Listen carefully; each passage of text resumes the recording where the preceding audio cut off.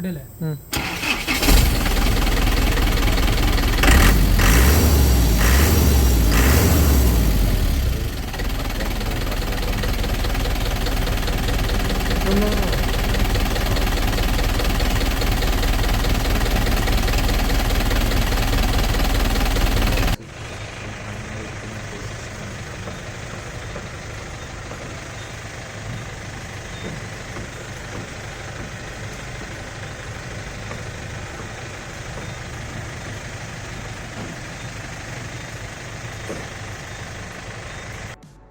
ആദ്യമായി കാണുന്നത് oil tank ഈ ഭാഗത്തായിട്ടായിരിക്കും. ക്യാബിൻ്റെ പിന്നിലായിട്ട്, ഡ്രൈവർ സൈഡിൽ ക്യാബിൻ്റെ പിന്നിലായിട്ട് വരുന്നു.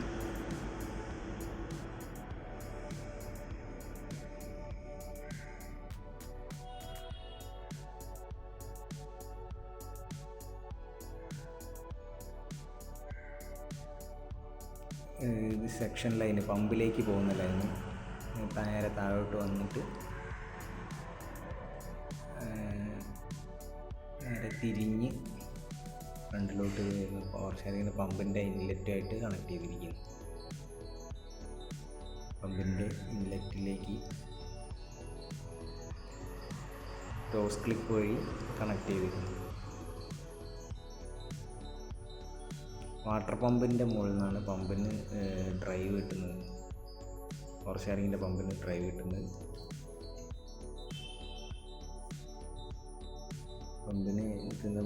പമ്പിന് ഫിറ്റ് ചെയ്തേക്കുന്ന ബ്രാക്കറ്റ്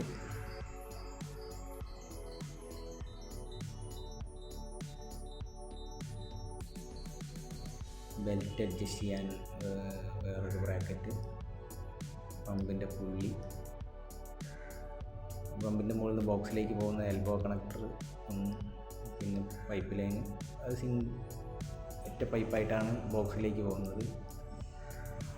നേരെ ബോക്സിൻ്റെ ഫ്രണ്ട് ഭാഗത്ത്, അതായത് വണ്ടീൻ്റെ ഫ്രണ്ട് ഭാഗത്തായിട്ടാണ് ബോക്സിൻ്റെ ഉള്ള കണക്ഷൻ വരുന്നത്.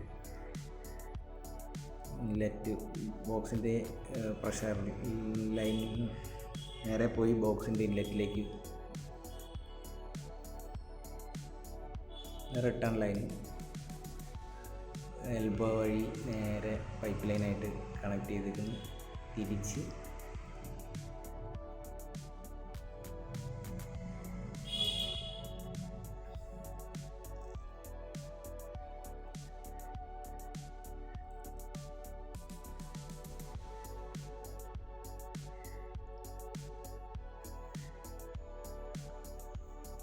റിട്ടേൺ ലൈൻ 2 പീസായിട്ടാണ് വരുന്നത്.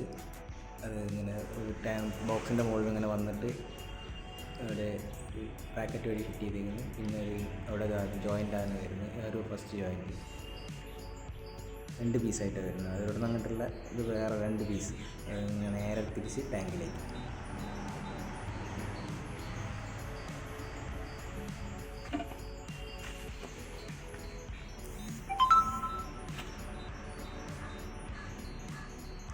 തിരിച്ച് ടാങ്കിൻ്റെ സെൻറ്ററായിട്ടുള്ള ഹോളിലേക്കാണ് റിട്ടേൺ ലൈൻ വരുന്നത്.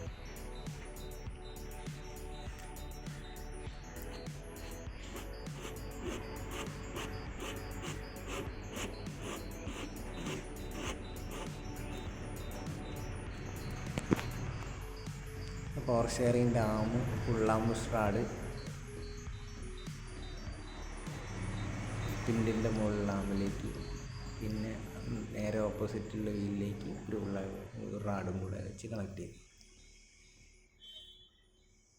തരത്തിലാണ് പവർ സ്റ്റിയറിങ്ങിൻ്റെ ഫിറ്റിങ്സ് ഇരിക്കുന്നത്.